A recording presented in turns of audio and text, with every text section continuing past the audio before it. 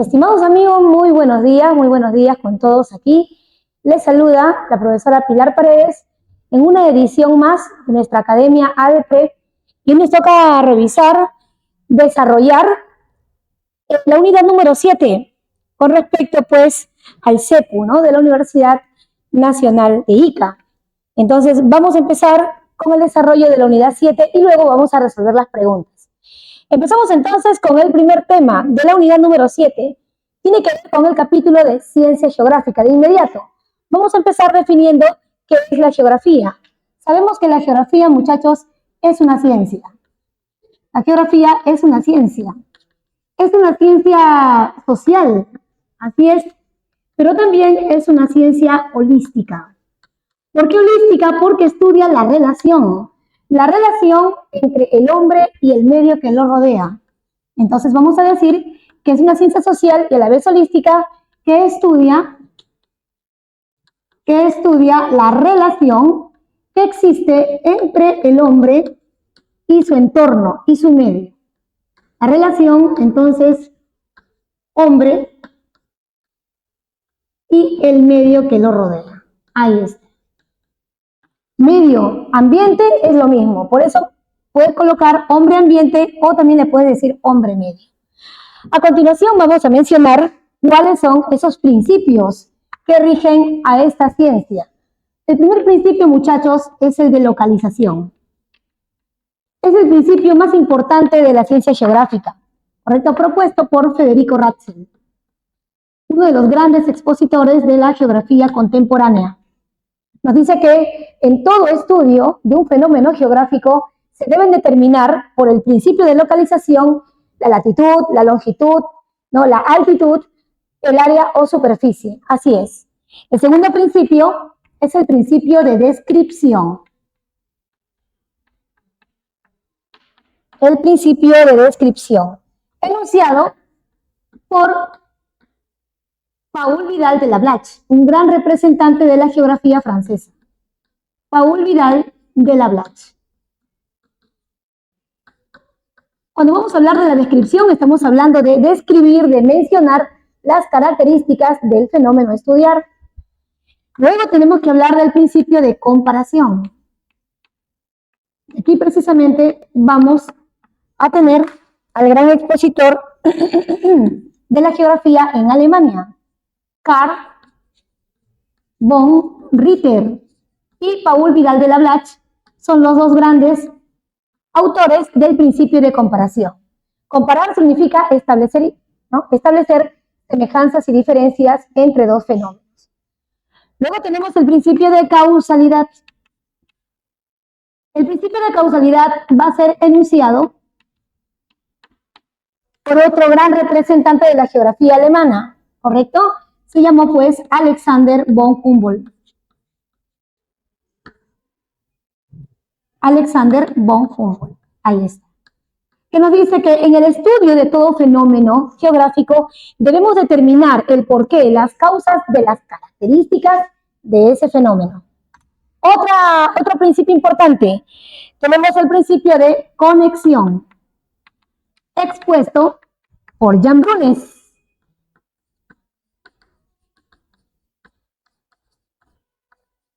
Jan Brunes, ¿qué nos dice? Nos dice que en el estudio de todo fenómeno geográfico debemos estudiar a dicho fenómeno interconectado, relacionado con otros fenómenos geográficos, porque todos los fenómenos que ocurren en nuestro medio no son hechos aislados, sino que son consecuencia de un fenómeno anterior y serán a la vez causa de un fenómeno posterior. Otro principio es el de actividad, también expuesto por Jan Brunes. Debemos entender a través de este principio, muchachos, que todos los fenómenos, tanto fenómenos naturales, tanto el paisaje natural y el paisaje cultural, se encuentran en constante transformación. Muy bien, entonces ahí tenemos, de todos ellos, recuerda que el más importante es el principio de localización, ubicación, extensión, también se le dice así. es el principio más importante de la geografía. Yo no puedo estudiar ningún fenómeno geográfico si primero no sé dónde está. Es por eso que debo determinar, repito, su latitud, su longitud, su altitud, su superficie o área. Ahora, a continuación vamos a dividir a la geografía. Tenemos dos geografías. Una es la geografía sistémica. La geografía sistémica estudia a todo el geosistema. A todo el geosistema. Y recordemos que el geosistema está conformado por elementos naturales, ¿sí? Y elementos culturales. Dentro de los elementos naturales tendremos pues, ¿no?, la parte hídrica de la Tierra, ¿no?, la hidrosfera, la geósfera, la atmósfera. Son parte de los elementos naturales de nuestro medio. Los estudia como un todo, de forma global. Por eso a la geografía sistémica también se le dice la geografía general. Y dentro de los elementos culturales estará pues el hombre. Ahí está. Entonces el hombre, seres humanos, también estamos dentro de esta geografía sistémica. En cambio, tenemos otra geografía, la geografía particular, o también llamada corología.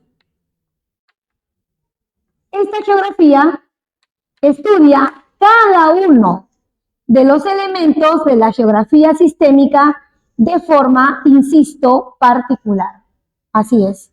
Entonces, a esto también se le conoce como la geografía regional. Estudia cada uno de los elementos de la geografía sistémica utilizando ciencias auxiliares. Por ejemplo, si estudia a este elemento llamado la hidrosfera, utilizará ciencias auxiliares como por ejemplo la oceanografía, la talasología, la fluviología, no, la limnología. ¿Correcto? Estudia cada uno de estos elementos naturales o también al elemento cultural, que es al hombre. Por ejemplo, utilizando ciencias auxiliares como la demografía. Y a su vez, terminamos con esta parte hablando acerca de las escuelas geográficas. Las escuelas geográficas van a desarrollarse en el siglo XIX y las tenemos divididas en dos sectores. Tenemos pues el determinismo geográfico.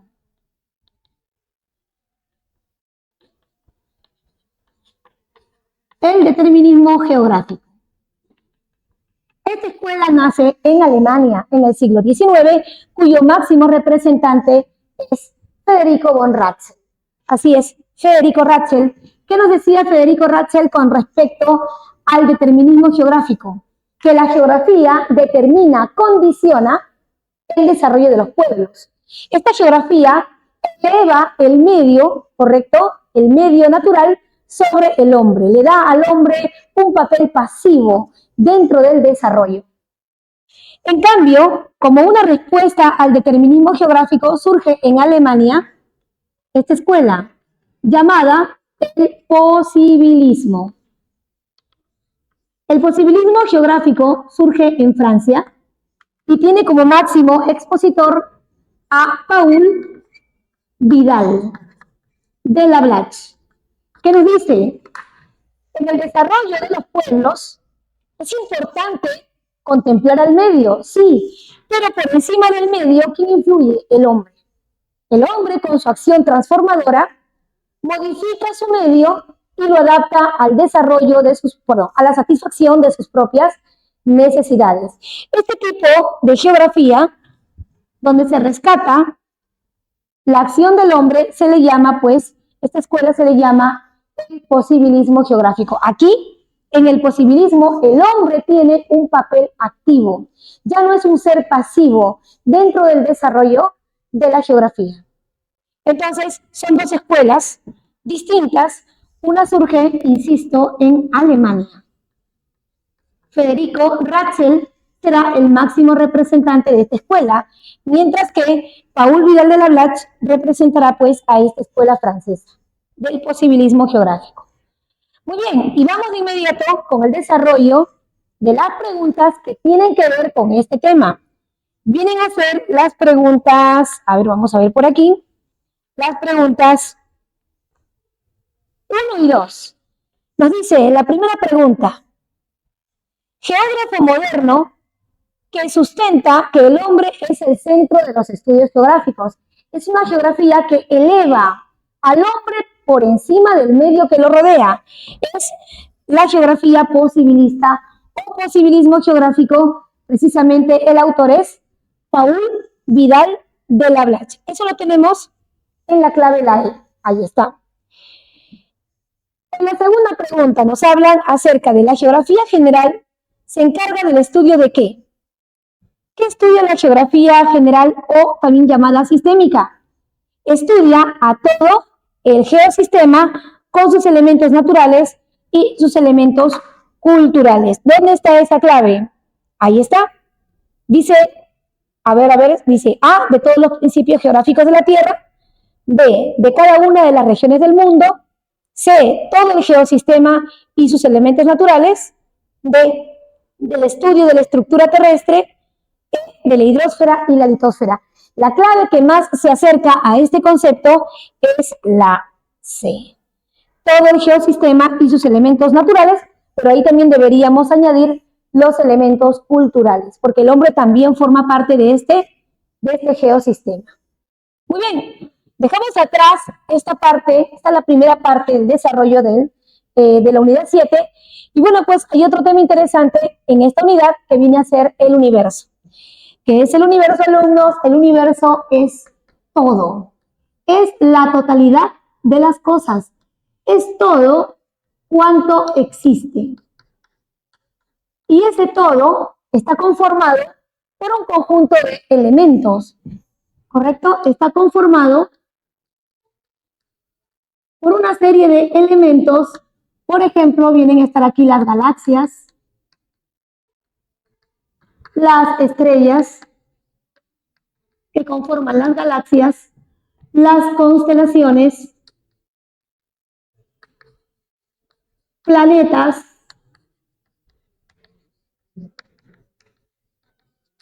etcétera, ¿correcto?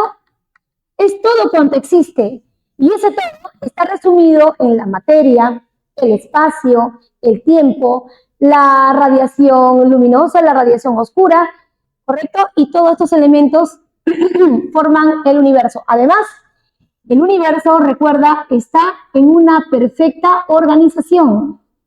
Está organizado. Y la gravedad es aquello que organiza al universo. La gravedad, entonces, es aquella fuerza que organiza a nuestro universo. ¿Qué elementos conforman al universo? Bueno, pues tenemos aquí a las galaxias. Lo conforman las estrellas, entre ellas la nuestra, que es el Sol. También tenemos, por ejemplo, al conjunto de estrellas, que son las constelaciones. Y también tenemos, ¿por qué no?, a los planetas. ¿Qué son las galaxias? Las galaxias también son llamadas macrosistemas. Se calculan que en el universo hay alrededor de 40.000 millones de galaxias. Una de esas es la Vía Láctea. Son macrosistemas y lo tenemos aquí, pues, ¿no? Se calcula unos 40.000 millones en el universo. Estas no están solas, se encuentran o están asociadas. A la asociación de galaxias, a la asociación de galaxias se les dice cúmulos. Así es, nuestra Vía Láctea, correcto, no está solita, no está aislada, está formando un cúmulo más o menos conformado por 41 galaxias. Así es, estas galaxias pueden ser de tipo, a ver, tenemos tipos de galaxias, tenemos las más abundantes, que son las espirales, en un 80%. Luego tenemos las más viejas, que son las elípticas, y las galaxias más jóvenes, que son las irregulares. Todavía no tienen una forma definida. Ahí está. Abundan apenas en un 3%. Luego tenemos a las estrellas. Las estrellas en el universo son los únicos astros que pueden emitir luz propia. Vamos a colocar acá astros que emiten luz propia. Todas las estrellas tienen un origen. Su origen es una nube de gas y polvo cósmico. Luego pasan a ser estrellas azules, que son estrellas muy jóvenes. Luego esas estrellas azules, a medida que cambian de tamaño y de color, esto se debe por el consumo de hidrógeno. El hidrógeno es el combustible de una estrella. Cambian de azules a amarillas, de amarillas a naranjas, de naranjas a rojas.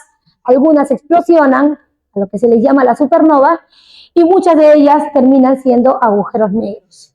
Ahora, con respecto a nuestro Sol es una estrella enana. Es una estrella que está conformada en su 90%, en un 75% de hidrógeno, un 25% de helio. Las partes del Sol, ¿cuáles son? Bueno, el Sol tiene varias partes. Dentro de ellas tenemos al núcleo, que es la zona donde ocurre la fusión del hidrógeno, que es prácticamente la unión de 4 átomos de hidrógeno y la liberación de helio. A partir de allí del núcleo se libera la luz y el calor propio de nuestra estrella. Luego tenemos la fotosfera, que es la parte que nosotros podemos apreciar en el día, ¿correcto? Es la parte que se ve. Luego tenemos a la cromosfera. Ahí tenemos la fotosfera. Luego tenemos la cromosfera, una zona de color rojizo, donde abunda el hidrógeno, el helio y el calcio. Así es. Y finalmente tenemos la atmósfera solar. A la atmósfera solar se le dice simplemente corona. Muy bien, tenemos también en el universo las constelaciones. ¿Qué son las constelaciones? Son asociaciones de estrellas. El hombre les da una forma determinada. Así es, tenemos constelaciones que se pueden ver desde el hemisferio norte. Se llaman constelaciones boreales. Tenemos constelaciones que se pueden apreciar desde el hemisferio sur. Se llaman constelaciones australes. Y tenemos constelaciones que se pueden apreciar desde el Ecuador. En el Ecuador tenemos aquí las constelaciones zodiacales. Zodiacales. Ahí está. También tenemos en el universo los planetas. ¿Qué son los planetas? Son cuerpos opacos. Cuerpos opacos que están orbitando en torno al Sol. Los planetas tienen una determinada masa y por lo tanto gravedad. ¿Qué sirve? Esta gravedad sirve para atraer algunos objetos alrededor de su órbita. Muchos planetas, no todos, tienen satélites. El satélite de nuestro planeta es Selene, o también se le conoce como la Luna. Los planetas en el sistema solar se organizan de acuerdo a su posición con respecto al Sol. Imaginémonos que aquí se encontrara el Sol y aquí se encontrara el cinturón de asteroides. Entonces, a los planetas que se encuentran entre el Sol y el cinturón de asteroides le vamos a llamar los planetas interiores. Y los que se encuentran entre el cinturón de asteroides y la región final del sistema solar. A la región final del sistema solar le vamos a conocer como la nube de Oort. Bueno, estos planetas que se encuentran entre el cinturón de asteroides y la nube de Oort se llaman los exteriores. Los planetas interiores vienen a ser Mercurio, uno de los planetas o el planeta más pequeñito del sistema solar, no tiene atmósfera, por eso su relieve está lleno de cráteres. Luego tenemos a Venus. El segundo es Venus, también considerado el gemelo de la Tierra en apariencia. Así es uno de los astros más luminosos del sistema solar después del Sol y la Luna. Es el planeta más cercano a la Tierra.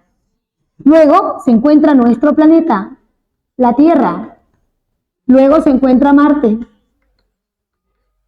Es un planeta oxidado, de color rojizo. El óxido ferroso conforma su relieve, muy parecido a la Tierra en cuanto a su relieve, lleno de montañas, mesetas y valles. Dentro de los exteriores que tenemos, amigos, tenemos a los planetas más grandes del sistema solar. Tenemos a Júpiter. Tiene un total de 63 o 67 satélites, siendo Ganímedes el más grande. Es un planeta gaseoso. Luego tenemos a Saturno, un planeta donde se hace más evidente la presencia de anillos. Así es, su satélite más grande es Titán. Después tenemos a Urano, es el planeta, al igual que Venus, con rotación retrógrada. Gira de este a oeste. Y luego tenemos a Neptuno, es el planeta más frío de todos, el más alejado del Sol. Así es, cuyo satélite más importante es Tritón. Entonces, aquí tenemos a los planetas, constelaciones, estrellas y galaxias que forman el universo. Y vámonos con las preguntas con respecto al tema del universo que está dentro de la unidad 7. A ver, empezamos. Dice, pregunta número 3. ¿Qué es el universo? Dice, el universo es un o una. A ver, ¿qué puede ser? Materia expulsada en el Big Bang. Creación constante de materia. Número indeterminado de planetas, asteroides, polvo cósmico y gas. Es un sistema. Dice, integrado por galaxias, planetas, asteroides, cometas, gas y polvo cósmico. Los cometas también forman parte del universo. Así es. Muy bien. La clave que más se acerca con el concepto de universo es la clave la D. Así es. Faltaría colocar aquí que se encuentra como organizado. ¿Correcto? La clave es la D. Luego nos dice la pregunta 4. ¿Qué son las estrellas? A ver, las estrellas son A. Astros compuestos de plasma en las galaxias con luz propia. Nebulosas con alta concentración de partículas. C. Astros cuyo tamaño se modifican en relación a su ciclo vital. D. Agrupaciones de constelaciones con radiación electromagnética. Luego dice E. Generadas por la compresión de sus elementos. Bueno, la clave que más se acerca al concepto de las estrellas es que son astros compuestos de plasma en las galaxias. Así es, porque el estado en el que se encuentran las estrellas es el plasmático. Es el estado más abundante de la materia. Así es. Y también están compuestas de hidrógeno. Claro que sí. Entonces la clave que más se acerca es la A. Número 5, dice, es una constelación de la región ecuatorial. Letra A, la Osa Menor. Esta constelación lo podemos ver en una constelación boreal, la Osa Menor. Luego dice, las Tres Marías. Las Tres Marías es una constelación austral. Luego dice Leo. Leo es una constelación zodiacal. Se puede ver desde el Ecuador. Entonces, este sería una constelación ecuatorial. ¿Dónde estamos? Ajá, la clave, la letra B. 6. La unidad astronómica es. ¿Qué cosa viene a ser la unidad astronómica, estimados alumnos? Es una unidad de medida. Así como el año luz, la unidad astronómica toma como referencia una medida. La medida de la distancia entre la Tierra y el Sol. La distancia promedio entre la Tierra y el Sol es de 150 millones de kilómetros. Entonces, esta distancia ha sido la base para determinar la UA. UA viene a ser precisamente la distancia de la Tierra al Sol. Sería la unidad astronómica.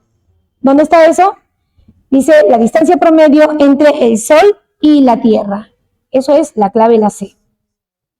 Número 7. La cromosfera es de color rojizo. Ahí está. De color rojizo. Les mencioné por qué.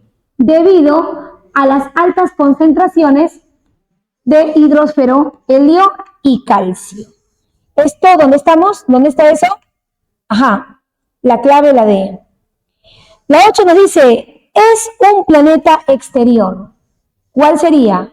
¿Mercurio? No. ¿Urano? Sí, Urano es un planeta exterior. Ahí estaría la clave, la B. 9. Se trata de un planeta interior. Ajá. Te hablan de Mercurio en la clave, la C. Es un planeta interior. Número 10. Es un planeta que no tiene satélites, carece de satélites. En el sistema solar, Neptuno, Urano, Saturno, Júpiter, Marte y la Tierra tienen satélites. Los que no tienen satélites son Venus y Mercurio. Entonces, ¿cuál sería allí? Sería precisamente Venus. En la clave, la D. 11. La Tierra es un cuerpo celeste ubicado entre ¿quién? La Tierra se encuentra entre Venus y Marte. Eso se encuentra en la B. Número 12. Es una consecuencia del movimiento de traslación. Para eso tenemos que ir al tema de los movimientos terrestres. Vamos a estudiar en primera instancia el movimiento de rotación. Sabemos que la Tierra tiene un ángulo de inclinación. Este ángulo de inclinación de la Tierra precisamente es la inclinación del eje terrestre. ¿Cuánto se inclina? Se inclina un valor de ¿cuánto? De 23 grados con 27 minutos. ¿Por qué te digo esto, alumno? Porque la Tierra en su rotación va a girar en torno al ángulo de inclinación. O mejor dicho, gira en torno a su eje de inclinación, el eje terrestre. ¿Qué ángulo hace? Ya les dije, un ángulo de 23 grados con 27 minutos con respecto a esta línea vertical. Ahora, ¿cuál es el sentido? ¿En qué sentido gira la Tierra? En el hemisferio sur, el sentido será horario,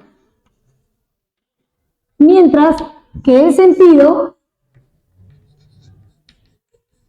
en el hemisferio norte es antihorario. ¿A qué velocidad va a girar la Tierra? Bueno, eso es relativo. La máxima velocidad de la rotación lo va a adquirir en la zona ecuatorial. La velocidad en el Ecuador será máxima, 28 kilómetros por minuto, mientras que la velocidad en los polos será mínima. Su velocidad será 0 kilómetros. Así es. ¿Por qué? Porque en los polos no hay distancia que recorrer. Aquí sí hay unos 40.076 kilómetros de distancia en el Ecuador que tiene que recorrer la Tierra en un tiempo. Ese tiempo es de 23 horas, 56 minutos y 4 segundos. Ahora, a continuación tenemos que revisar cuáles son las consecuencias. ¿Qué consecuencias trae la rotación? La más importante de todas ellas es la producción de días y noches. La zona iluminada de la Tierra será de día y la zona oscura será la noche. También tenemos la desviación de los cuerpos que caen a gran altura hacia el este. La desviación al este de aquellos cuerpos que caen a gran altura.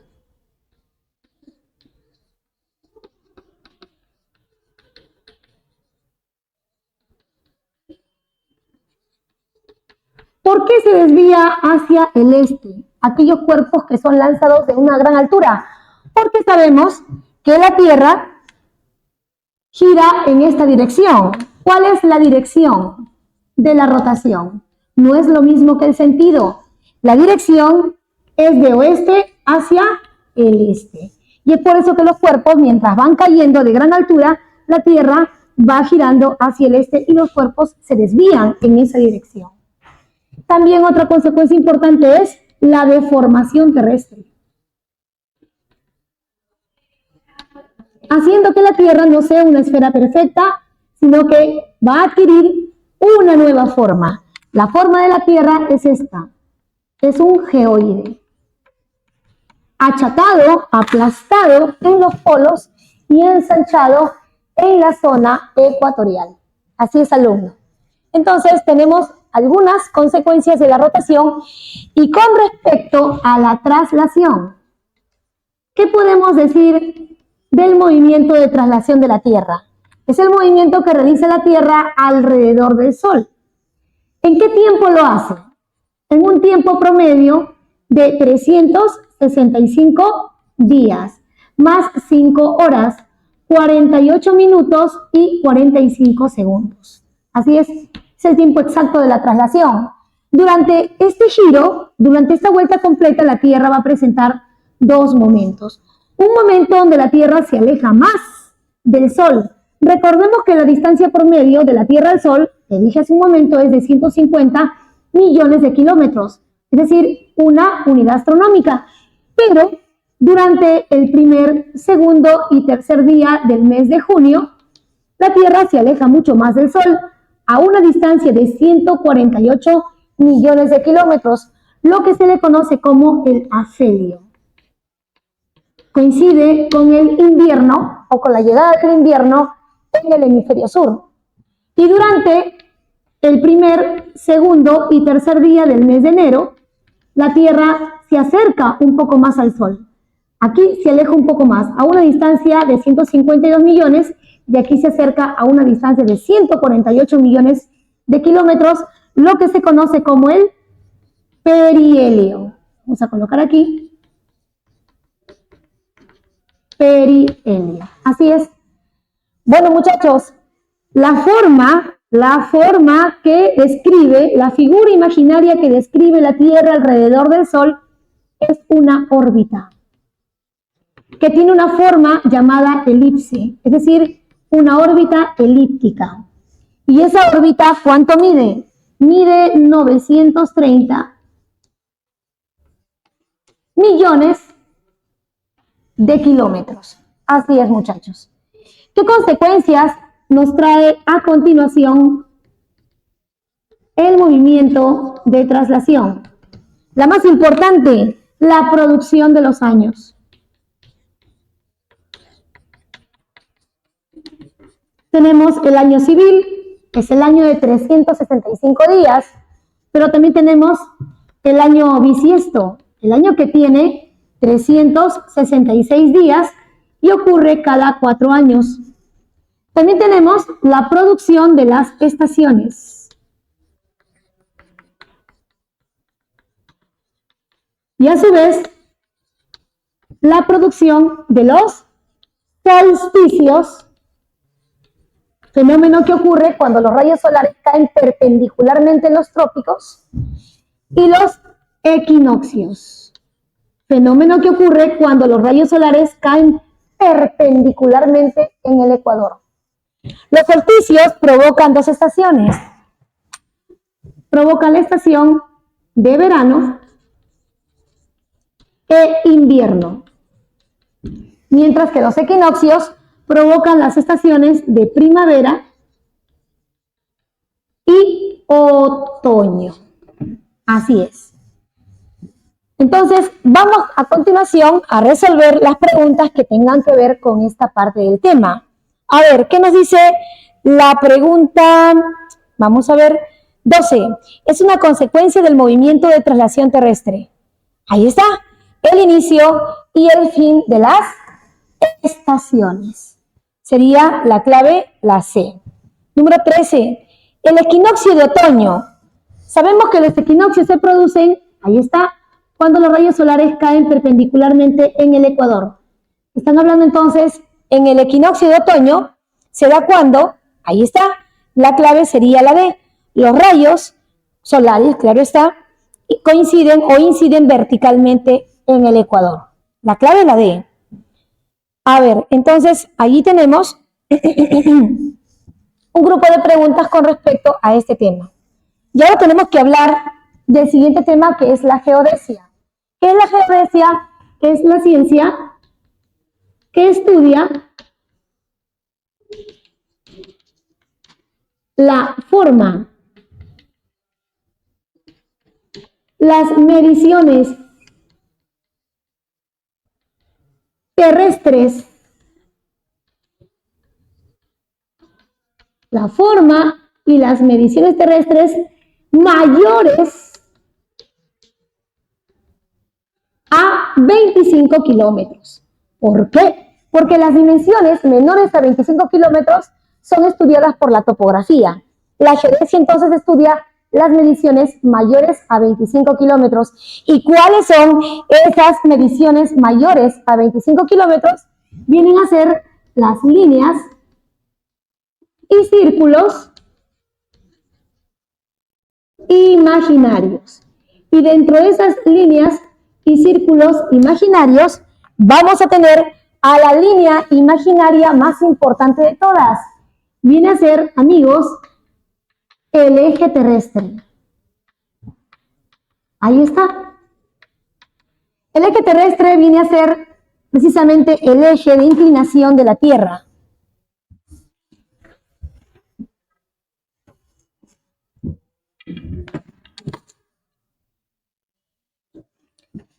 El eje terrestre tiene una inclinación con respecto a esta línea vertical que ya la vimos hace un momento.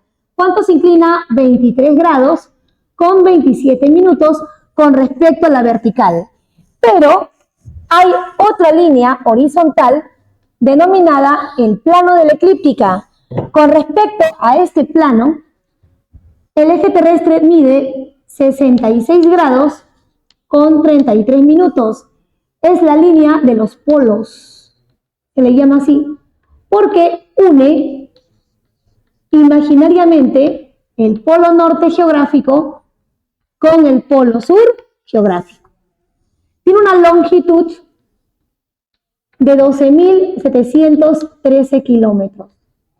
El extremo norte señala una constelación, el extremo sur señala otra constelación.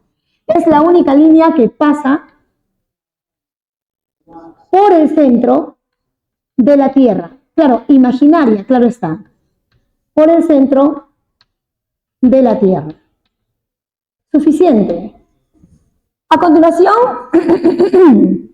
vamos a revisar el círculo de mayor longitud de la Tierra. También se le conoce, se le llama el paralelo base. Nos referimos al Ecuador. El Ecuador viene a ser el círculo más grande de la Tierra. Ahí está, de mayor extensión. ¿Cuánto mide el Ecuador? 40.076 kilómetros. Toda una vuelta completa. Entonces se le dice el paralelo base. Su longitud es de 40.076 kilómetros y divide a la Tierra en dos hemisferios. Lo que está por encima del Ecuador, pues, es el norte. Dos hemisferios. Ahí está, el norte y el sur. ¿Correcto? Al norte se le dice hemisferio boreal, hemisferio septentrional, hemisferio ártico, hemisferio continental. Mientras que al hemisferio sur se le dice hemisferio austral, hemisferio marítimo, hemisferio meridional, entre otros. Hemisferio antártico también. Bueno, entonces, cuando los rayos solares caen perpendicularmente en el Ecuador, se producen los equinoccios, precisamente, ¿no? Por eso también se le dice la línea equinoccial. Pasa por algunos países, por ejemplo, en América pasa por Ecuador, Colombia, Brasil. En África pasa por Congo, República del Congo, por ejemplo, Etiopía. Y en Asia pasa por las islas Myanmar, las islas Celebes, Singapur, ¿no? Entre otras. Entonces ahí tenemos con respecto al Ecuador. Ahora tenemos que hablar de otros círculos, porque el Ecuador es un círculo en realidad, ¿ya? Otros círculos de menor tamaño, que se van a ubicar hacia el norte y hacia el sur del Ecuador. Me refiero pues a los paralelos. Y dentro de los paralelos vamos a tener dos grupos de paralelos. Unos se van a ubicar, miren aquí. Podemos trazar infinitos paralelos, pero estos paralelos me van a representar, ¿correcto? Los más importantes. Ahí está. Los paralelos se ubican al norte y sur del Ecuador. Tenemos dos grupos de paralelos importantes. Uno son los trópicos, que pueden ser, ya saben, Cáncer o Capricornio. Y el otro grupo de paralelos vienen a ser los círculos polares, que pueden ser círculo polar ártico y círculo polar antártico. Los trópicos se van a encontrar, miren, ve, a una distancia de 23 grados con 27 minutos al norte y al sur del Ecuador, mientras que los círculos polares se van a ubicar a una distancia de 66 grados con 33 minutos al norte y al sur del Ecuador. Los paralelos que determinan las zonas climáticas, aquellos lugares en el mundo que se encuentren entre el Ecuador y los trópicos tendrán un clima tropical, cálido, húmedo y lluvioso. Aquellos lugares del planeta que se encuentren entre los trópicos y los círculos polares tendrán un clima templado. Y aquellos lugares del planeta que se encuentren entre los círculos polares y los 90 grados al norte y al sur tendrán un clima frío. Así es. Entonces, muchachos, el Perú, por su ubicación, nosotros estamos entre el Ecuador y el Trópico de Capricornio y por lo tanto nos corresponde un clima tropical. Claro, ese clima tropical solamente se cumple en el 59% del territorio peruano, que es la Amazonía, porque la región andina y la región costeña tendrán otros tipos de clima porque son afectadas por otros factores. Pero estamos ahí. Ya hablamos acerca de los paralelos y ahora tenemos que revisar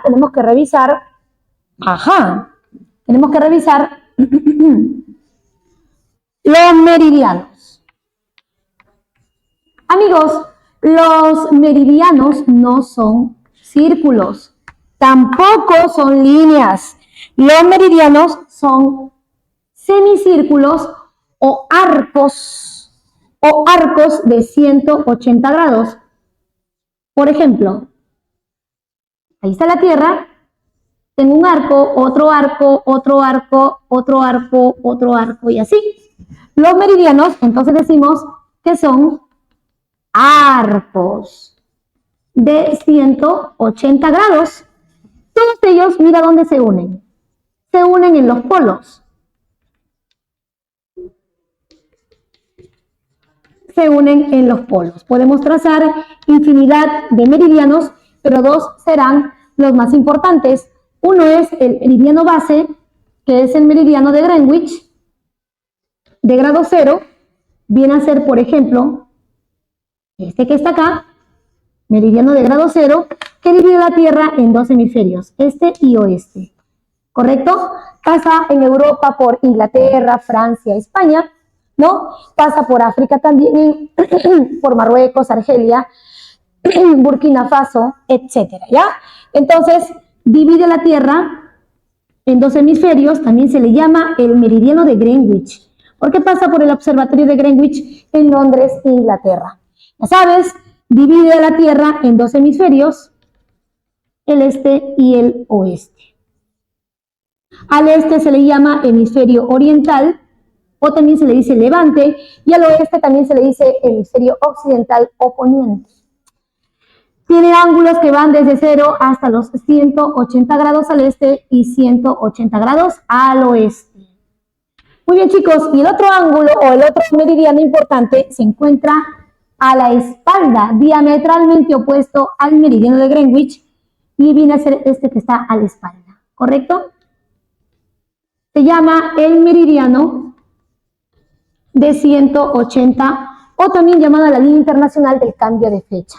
Este meridiano determina el final de las horas de un día y el inicio de un día nuevo. Los países que se encuentren muy cerca de este meridiano recibirán primero que cualquiera las horas de un nuevo día. Vamos entonces con las preguntas. Dice 15. La geodesia es la ciencia que estudia. ¿Qué estudia? La forma, dimensiones y divisiones imaginarias de la Tierra. La letra D. 16. La línea geodésica más importante, ¿cuál viene a ser? En la 16, el eje terrestre. Es la línea más importante de todas. Será pues la clave la B. La 17 dice, es el paralelo mayor y el más importante. ¿Cuál viene a ser? El paralelo base. El ecuador. Esto lo vamos a encontrar en la clave, la letra C. 18. En la antigüedad, ¿quién defendió la esfericidad de la Tierra? Bueno, en la antigüedad, el primer personaje vive en Grecia, ya entre el siglo IV a.C., año 332, nuestro amigo Aristóteles nos decía o proponía el universo geocéntrico, donde la Tierra era el centro del universo y alrededor de la Tierra pues giraban las estrellas, los satélites, etc. Bueno, entonces ahí tenemos a Aristóteles, proponía una Tierra esférica y un modelo de universo geocéntrico. Bueno, chicos, ahí tenemos entonces algunos temas. Y bueno, hay dos preguntas más. Me faltó pizarra, entonces vamos a hacerlo por aquí. Dice, el punto extremo del Perú por el sur. Vamos a dibujar por aquí arribita, ¿ya? Como para no borrar la pizarra. Aquí viene a estar el Perú. El Perú se encuentra, recuerda, entre el Ecuador y el meridiano. Perdón, el Perú se encuentra aquí, ¿no? Entre el Ecuador y por aquí está el trópico de Capricornio. Nos encontramos a una distancia de 500 kilómetros del trópico de Capricornio. ¿Y cuáles son sus puntos extremos? El punto más al norte se encuentra en Loreto, a una distancia angular de 0 grados, 1 minuto y 48 segundos de latitud sur. Porque estamos hacia el sur del Ecuador. Eso está en Loreto. Aquí hay un accidente que se llama el río Putumayo, el talweg del río Putumayo. Eso está donde te dije, en Loreto. Mientras que el punto más austral del Perú se encuentra a 18 grados, 21 minutos, 3 segundos de latitud sur. Esa es la distancia al Ecuador, ¿no? ¿Cómo se llama ese lugar? Bueno, Tacna, pues, ¿no? El lugar se llama la Pascana del Hueso, el hito número 1 de la Concordia. El hito número 1, profesora, ¿qué cosa es un hito? Un hito es un bloque de cemento. A lo largo de nuestra frontera se han colocado más de 300 hitos. El primer hito se va a encontrar ahí, pero ¿qué cosa es un hito? Un hito es un bloque de cemento que mide, bueno, lo que mido yo sin tacos, más o menos, ¿no? Un metro y medio, ¿ya? En ese hito, que tiene 4 lados, hay una plaquita donde le indican a usted dónde se encuentra. Usted se encuentra en tal región, en tal provincia, en tal distrito, a tantos grados de latitud y longitud.